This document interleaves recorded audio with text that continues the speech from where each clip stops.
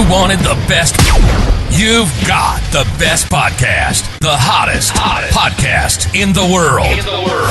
The Chris Voss Show, the preeminent podcast with guests so smart you may experience serious brain bleed. The CEOs, authors, thought leaders, visionaries, and motivators. Get ready. Strap yourself in. Keep your hands, arms, and legs inside the vehicle at all times, because you're about to go on a monster education roller coaster with your brain. Now, here's your host, Chris Voss. Hi, folks. It's Voss here from thechrisvossshow.com. There you go, ladies and gentlemen. Welcome to the big show. We certainly appreciate you guys coming by. As always, the Chris Voss Show is family loves you but doesn't judge you. You know, the great thing about the Chris Voss Show is when you drink it in, when you listen to the Chris Voss Show, as many of you do, 96% of you consume the show. You consume the show 96% of the time. I think you guys dip out at the end and skip to the next one. I think you're like, Chris is rounding out the credits. We're going to skip to the end and skip to the next one. But thank you for binge watching the show. We really appreciate it. As always, for 16 years and 2,000 episodes, we bring you the smartest, most brightest, brilliant people who give you the ideas to change your life, share their stories with you, and everything else. And we're doing that again. We have Michael Sakata, the president and CEO of the Maryland Transportation Builders Association, on the show with us today. We're talking about what he does and how he does it. I think I cut off part of that in the title, so we'll get into it. Michael is the president and CEO of the Maryland Transportation Builders and Materials Association, otherwise known as the MTBA. He boasts over 20 years. He's very boastful. No, I'm just kidding. He's not. He's a wonderful, humble guy. He has been over 20 years in the transportation sector. He has spurred record membership growth and advocates for 35,000 workers and business owners. His tenure creates impactful partnerships and serving on multiple state task forces, including appointments by Governor Wes Moore and Larry Hogan. Previously, he held significant roles at the American Road and Transportation Builders Association and received accolades for his innovation. He's a project management professional who holds a degree from George Mason University and an executive education certificate from Yale School of Management. Welcome to the show, Michael. How are you? I'm great. How can I not be after that wonderful, authoritative introduction? By the way, Chris, I've heard you provide that service for people to be introduced to as they walk into the room. And we're working on that. But Michael, give us your .coms. Where can you find people on the interwebs? mtbma.org. That's kind of easy. You find all our information there. There you go. Yep.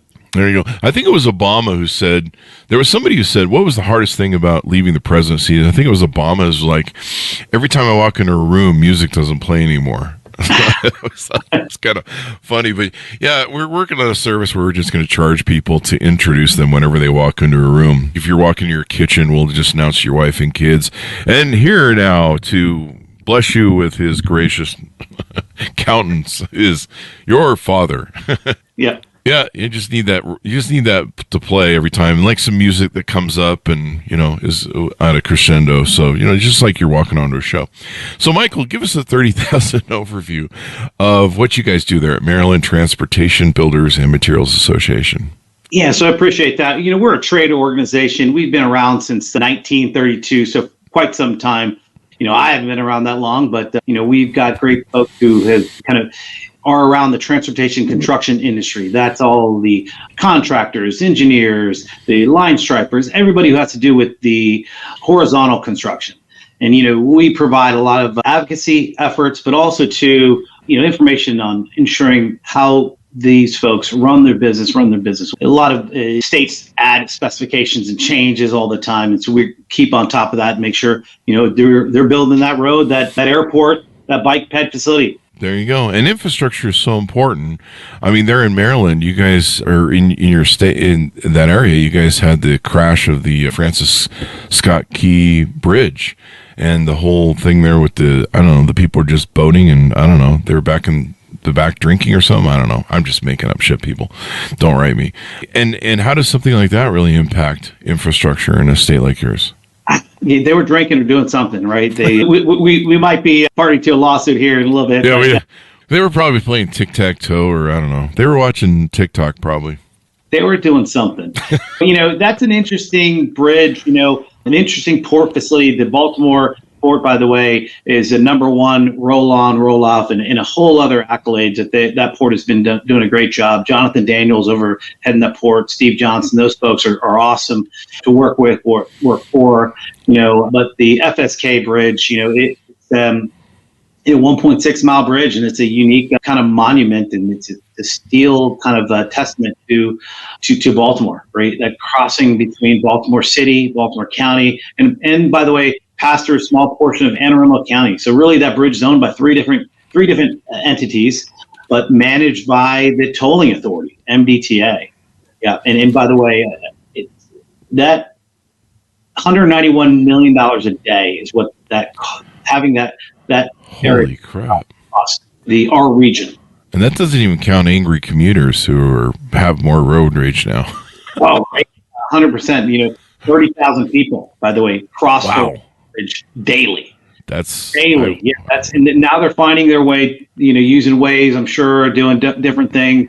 But that commute is a lot worse for a lot more people, and it just kind of really focuses, the federal government, the local government on resiliency, right? What else can we do? Those dolphins. Now I hear about all these dolphins, which are the little things that protect the bridges from disaster. Oh, really? Yes. Yeah. I mean, I imagine around the country, people like yourselves who monitor and infrastructure is an important deal in making sure that the country runs well. I hope they're starting to look at how do we prevent this disaster from happening anywhere else. 100%. I know Federal Highways is helping these states to look at the importance of ensuring they have that resiliency built in. Yeah. And supports built in. Right. Yeah, because if you don't, we don't need this to become a thing or a terrorist target. I hate to have to say that, but, that's one of the reasons they targeted 9/11. And, we don't need this to become a new thing that they're all after, hitting bridges and stuff. I know there's a bridge that's much like the Francis Scott Key Bridge in terms of its importance to infrastructure. It's the one that goes over, I believe, between Canada and maybe the Detroit area, Michigan. It's one of those, and there was a bunch of the truckers back a ways back that were blocking it, and it was like the number one feed of import between us and Canada that they were blocking. These bridges are like really important. It seems like we should have some backup bridges, kind of like you have backup hard drives, Yeah. Back up your data. Maybe we should have backup bridges. I like that, backup bridges. What's going on, man? I'm not in infrastructure, but we need some backup bridges. Backup bridges. I agree. To me, that's the single point of failure, right? Definitely. Yeah. So, what is the state of infrastructure in this country? How's it going? I know there were some bills passed that was supposed to do some stuff, but how's it all working out? Yeah, I would say it's a current state is mixed, right? We've had improvements on our many roads, our bridges, our transportation systems, but they still need major upgrades. The bill that you referred to, the Infrastructure Investment and Jobs Act, IIJA, certainly provided funding, essential funding, leading to these significant improvements in our transportation, but broadband and water systems. The scale of our challenges means we still need kind of ongoing support and investment. The American Society of Civil Engineers, by the way, rates our infrastructure in that C range, indicating much work needs to be done. And I would say, we need that address the long-term needs and future challenges. Get that work done. So was there enough money put in that bill, or was it kind of just a Band-Aid sort of thing? It was the largest investment since the initial interstate highway system. It was a significant increase. However, you look at labor, you look at cost of materials, you look at these things also had a negative impact on the overall focus of that bill. Yes, it may have been large dollars, but at the end of the day, we still need more. Definitely. Yeah. I think, you can travel the roadways of this country and you can see the dilapidated overpasses, things falling off. There's plenty of news articles about this, and we've spent so much money in wars. Trillions, 8, 12 trillion in between Iraq and Afghanistan and some of these wars, and yet we're just falling apart from the inside, socially and infrastructure-wise, if you're checking your latest news. Wise too, specifically in Maryland, there's a $1 billion hole in our 6-year transportation plan. Wow. And you add things like the Francis Scott Key Bridge, another bridge, American Legion Bridge, a couple of these transit lines in there, and you're equal up to $10 billion in a hole. And, these projects need significant funding, but also they need those champions, right, at the federal, state level to kind of move them over and get them done. Let me ask you this: Does the biggest things that you need to raise the most money from for these infrastructure projects, is it federal or is it local governments? Who needs to really step up for this? So, that's an interesting question, right? Mm-hmm.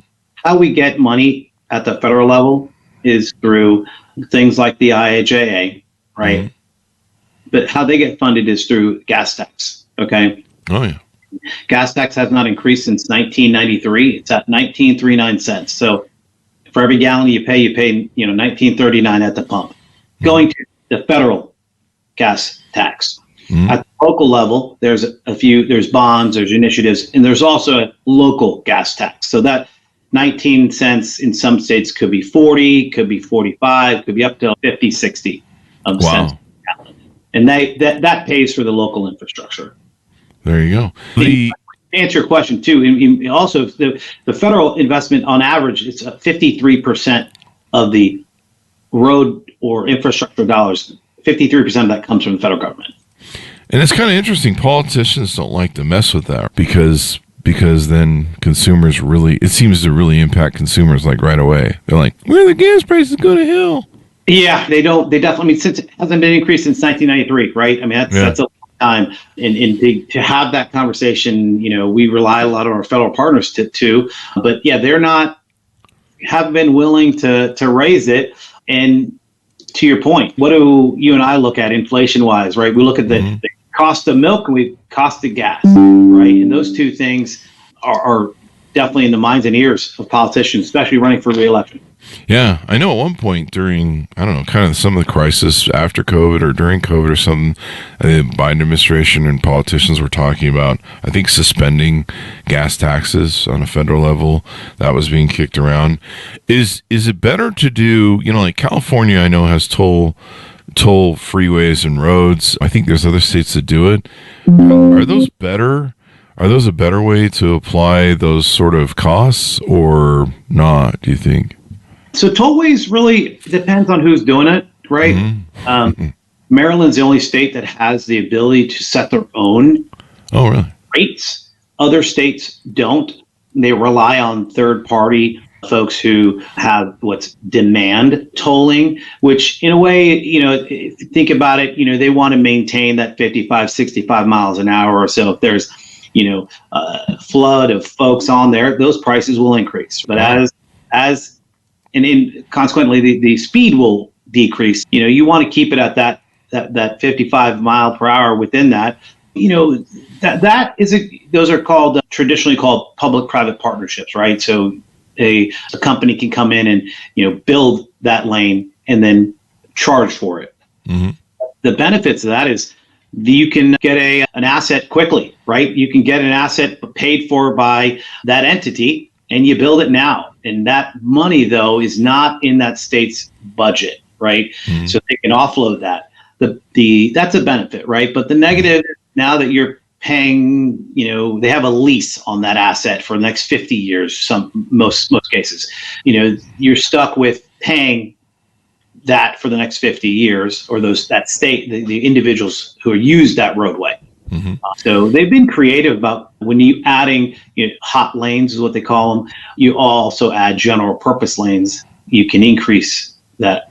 Oh, so they're using the money to expand the highway in and of itself on top of the expressways or the purpose lanes. Exactly. Yeah. There so you it's go. an innovative way. I mean, when done right, it can be a success for both sides, right? For the owner agency and for, the consumers and for the people who are putting it together, that construction team. There you go. In California, there was a couple freeways, especially one in SoCal, I think out in Irvine or south of Irvine, where, I didn't mind paying a premium to be on those toll roads because there was almost no one on them. And usually it had a kind of a more of a direct way to get to places. And I didn't mind paying the premium. It was worth it, And so I think a lot of people, I don't know. That's just how I roll. I'm willing to pay extra for convenience and luxury, but maybe some people aren't. Maybe some people love traffic. You're right. Agreed. And interesting you say that. Folks who use these lanes too are folks who need to get to and from jobs quickly. Yeah. And imagine if I can get there at it.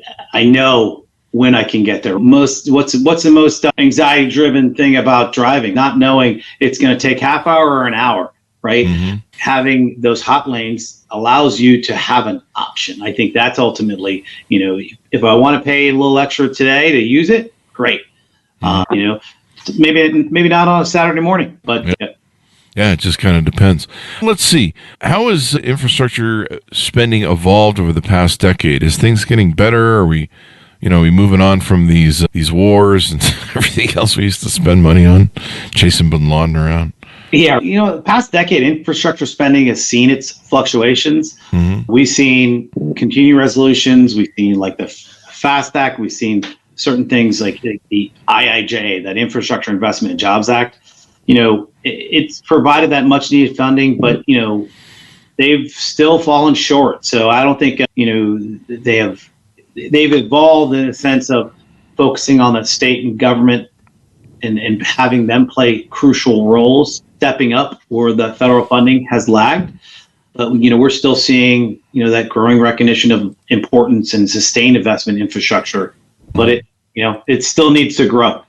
Definitely. I mean, it seems like we ignored, is it pretty true? We ignored infrastructure for, 40 plus years. Not everybody would agree with that because there has been some construction and there has been a decent amount. If you look at, the bridges and these that need repair, 100%, I would say that, as a whole, we have neglected kind of a long-term outlook on our infrastructure spending. And that's kind of where I wouldn't say we've neglected as a whole. We've kept up, and there's a thing called system preservation. Sure, we've drips and drabs and helped it along, but, have we, look at around the world where they've surpassed us in high-speed rail and all these things. Oh, yeah. Had it for how many years? And now they're just doing it in California. I think, right? 40 years later. 40 years later, yeah. So, in a way, we have, but in also, we've definitely kind of kept it. So. Do you think that, one of the things about Japan and other places that have China that have high-speed rail, and of course China can do whatever it wants because, it's like, hey, we're going to take your apartment and just move it and put high-speed rail in, so have fun with that. But I think China, they always had public transportation and rail going back pre-war, so they always kind of were, they had that, what would you call it, that foundation to work from. I think for us, one of the biggest problems is trying to figure out how to do that with, we basically have to make new infrastructure, new foundation if we tried to go high-speed rail, right? 100%. I mean, you look at these tracks that were laid, a long time ago. You need to, straighten them out in order to get up to the high-speed rail, but high speeds. But you also need long distances, right? We can't have commuter lines using high-speed rail. You need to have that DC to New York kind of connection, as in, LA to California, right? And I think there's also some conversation about, where the stops are for that, the high-speed rail. Was it a random town in California, right? I mean, to me, you need to make sure that those advocates are there pushing for that and the need for it. Yeah.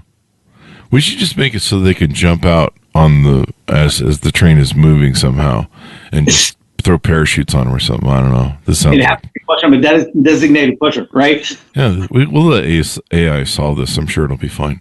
Oh yeah, do it randomly to jump out. After this show, I'm going to get on ChatGPT and ask the AI to tell me, to give me some ways that people can do that, and we'll see what it comes up with. I'm afraid, very afraid. So what could go wrong?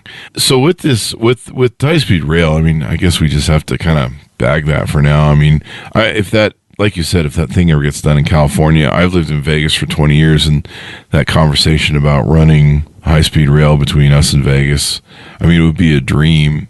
I'm still just shocked that there's only like in the freeway between Vegas and California, there's sometimes only 2 lanes, and I'm like, are you serious? There's nothing out here. What the fuck? and I've been on Sundays. You don't leave Vegas on Sunday, and I've been on that road on Sundays, and I've had it be a parking lot from the moment I left Vegas to the moment I arrived in San Bernardino, coming out of that pass, and it was just parking 10 miles an hour the whole time, 20 miles an hour the whole time. It was insane. I think it took, I don't know, it took a lot more hours than it should have. So I think it was double the hours. But, it's stuff like that. You just see it and you're just like, what the hell? Thankfully in states like mine, Las Vegas, we have the casinos that pay for everything. So we have all these brand new freeways and bridges. Everything's freaking new here. They just throw stuff up and tear it down like it's going out of style here. So maybe everyone just needs casinos. Yeah. And pay for it all. No, And speaking of that, what is the future of funding? Is it casinos, or what are some of the other key emerging trends for infrastructure funding that are available out there? I mean, we talked a little bit about P3s, right? Partnerships, that's a role. You're going to see, modernization, right? That sustainability, resilient infrastructure. We talked a little bit about that on the Francis Scott Key Bridge, making sure they can withstand, not just the large cruise or large ships, but other climate impacts, right? The innovative funding mechanisms, are also gaining some traction. Technology, right? We've heard of smart roadways that can charge vehicles. I think that in Denmark, right?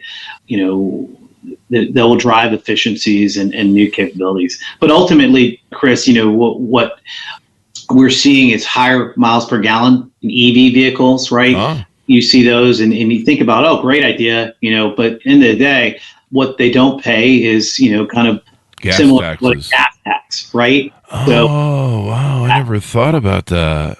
Think about that, right? It's a direct hindrance to the state and local operating budgets, because that's been past 100 years. That's been their main source of income, right? So what do you do, right? Vehicle miles traveled. Okay, that could be, you have a little ticker on your car, how many miles you go. It will help address that dwindling gas tax revenue.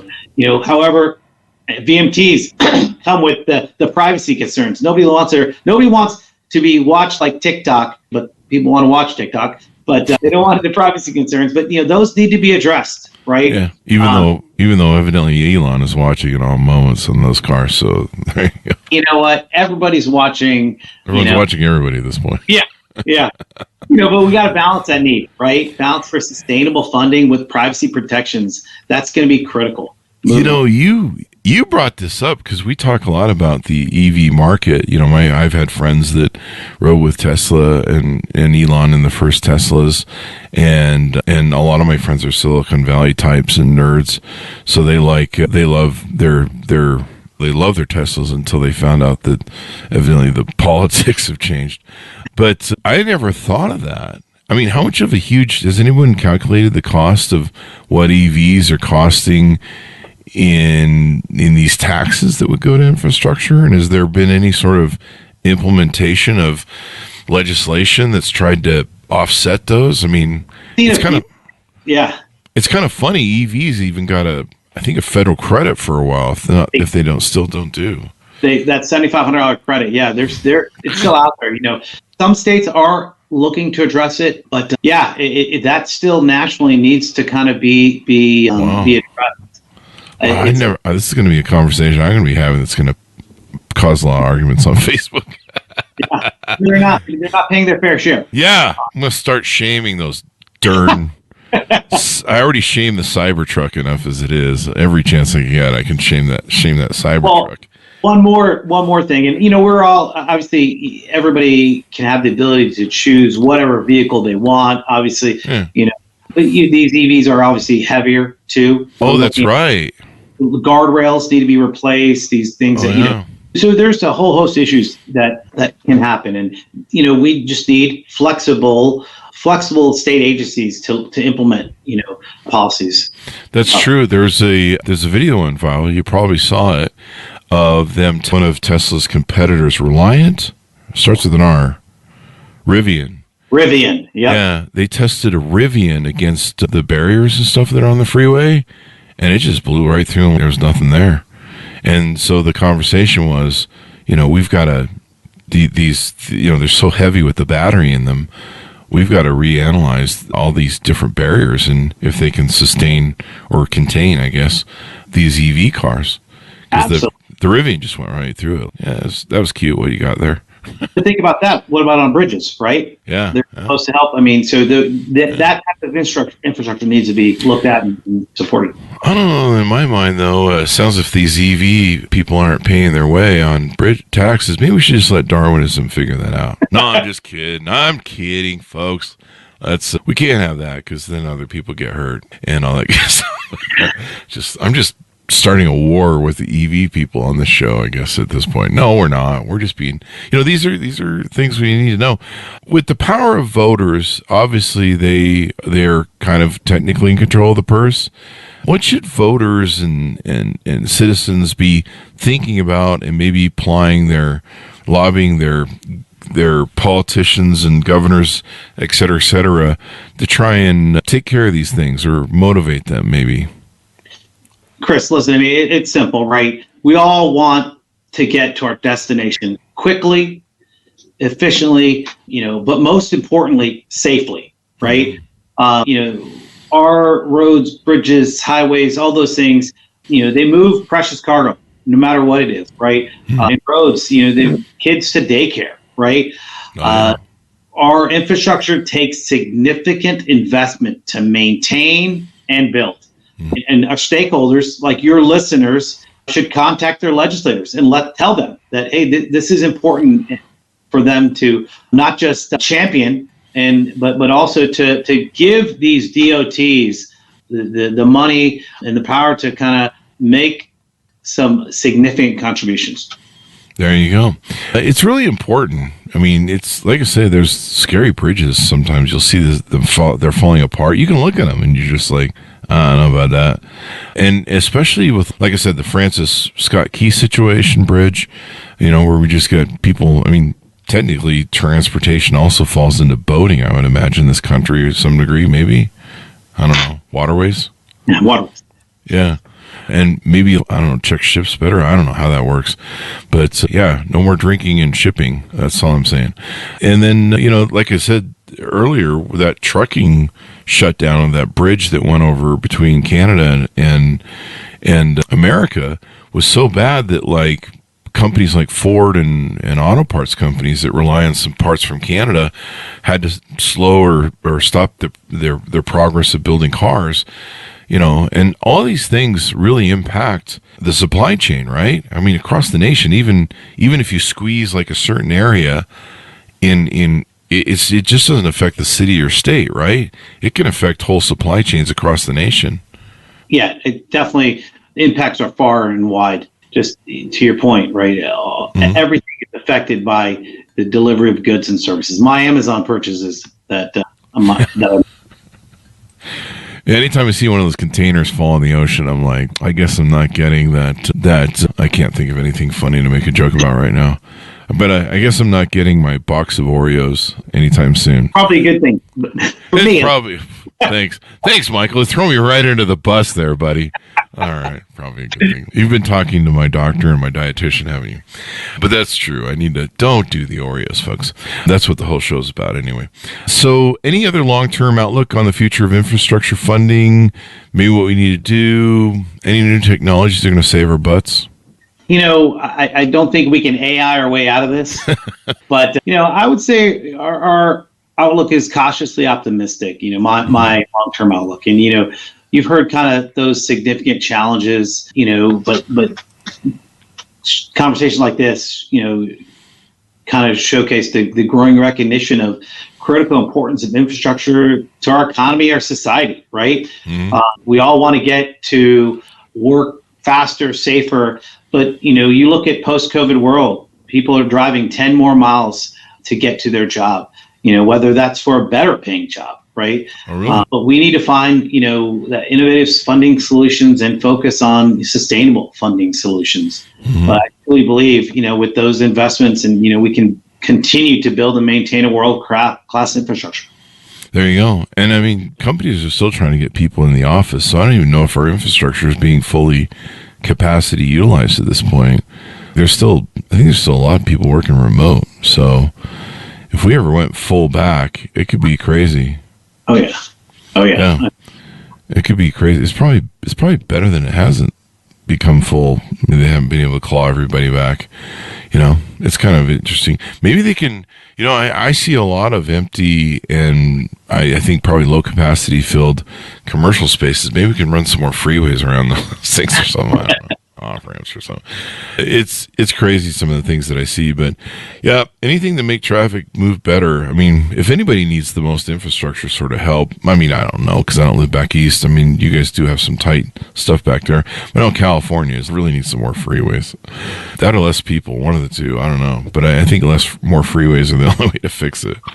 Yeah, it's just crazy living in that town. I imagine New York and all that area has the same sort of nightmarish issues, but at least we have good weather. That's for sure. There you go. So give us your final thoughts as we go out. Tell people how they can find out more about you guys on board, get familiar with what the Maryland Transportation Builders and Materials Association is doing. Well, I would say, number one, check out our website, mtbma.org. Mm-hmm. We do a lot of great things here. We are kind of focused in our region, making sure that our DOT is adequately supported, funded, helped. For me, it's just making sure. I think I said it earlier. Get your listeners to tell their legislators that we continue to need significant investment to maintain, build our infrastructure. There you go. Hey, one last question. This is kind of a question I was thinking about. A lot of big commercial buildings that I see right off of freeways, and usually they're big, tall buildings, probably have a lot of traffic that goes through in and out of them. Do localities look at municipalities look at the cost of those, and maybe should charge more for people that have popular corners, as they like to do in retail? They have those high visible corners. Maybe they should be charged a little bit more. I don't know. And definitely an interesting, innovative. We may need to have you on a revenue commission to look at some. This is why I get $5 a day, because I think of the big ideas. Yeah. But no, I mean, something like that. I mean, it would seem to me like those usually impact a lot of traffic because there's people usually dumping in and out of them. The other thing that should also be charged really highly, and I think sadly it's state promoted or funded or given tax credits, is arenas. Like arenas just cost stupid amounts of, here in Vegas, I love the Raiders. I'm a Raiders fan. I love the new arena, but holy crap, where they put it is insane. And then there's two other arenas. I think there's one they're going to build for baseball, the Tropicana, or they're going to try to. And then there's the Verizon or something arena that's just right off the freeway. And you don't even want to be in those areas at certain times. And it's like, we should be charging those guys extra. I'm sorry. That's just the way I feel. You can take it out of Live Nation's cut because they got plenty of money, evidently. Absolutely. Now I'm getting a C&D from Live Nation for sure. Anyway, guys, thank you very much, Michael, for coming on the show. Give us the .com one last time as we go out. mtbma.org. There you go. Check it out, folks. Remember, you get the government you deserve. So lobby your politicians, get active in government, as we always talk in this. Keep your politicians, hold their feet to the fire. I mean, I mean that in a sense that is not for don't really put their feet to the fire. That's illegal, folks. But, keep them up. Let them know that you're watching, you're expecting them to do their job, and that's really important in today's day and age. So there you go. Thanks to everyone for tuning in. Go to goodreads.com/Chris Voss, LinkedIn.com/Chris Voss, YouTube.com/Chris Voss, and all those crazy places on the internet. Thanks for tuning in. Be good to each other. Stay safe. We'll see you next time. I should have said